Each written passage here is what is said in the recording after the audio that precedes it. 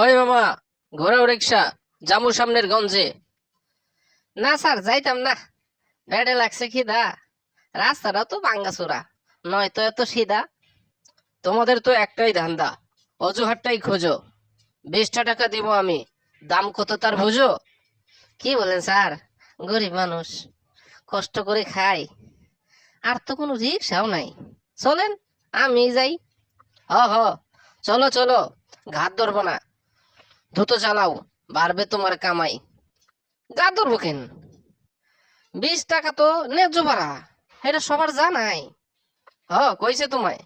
গত বছর গেলাম আমি 15 টাকা ভাড়ায়, কর্তৃপক্ষ ক্যাডাইডার 5টা টাকা বাড়ায়।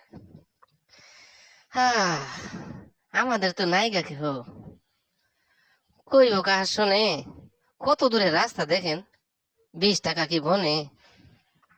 দাঁড়াও দাঁড়াও, ধরো তোমার টাকা। 5টা টাকা বাড়াই দেন। দুপুর বেলায় যাত্রী নাই, সবই দেখেন ফাঁকা। 20 টাকা তো বলে আনছি, বেশি চাইছো কেন? কষ্ট অনেক বেশি হয়েছে, মন চাইলে দেন। এমন ভাবে বলছো তুমি যেন আমায় করছো দয়া। হাত পাতিয়ে নিতে চাইলে ভিক্ষা করো গিয়া। হ্যাঁ, বাদ দেন স্যার, ভুল হয়েছে। আপনি এখন যান, ভাড়া নিয়ে কথা বললে যাবে যে সম্মান। হ্যাঁ, উল্টা পাল্টা কত জায়গায় কত বকশিস দেয়। খেটে খাওয়া মানুষ চাইলে মুখ ফিরায় নেয়।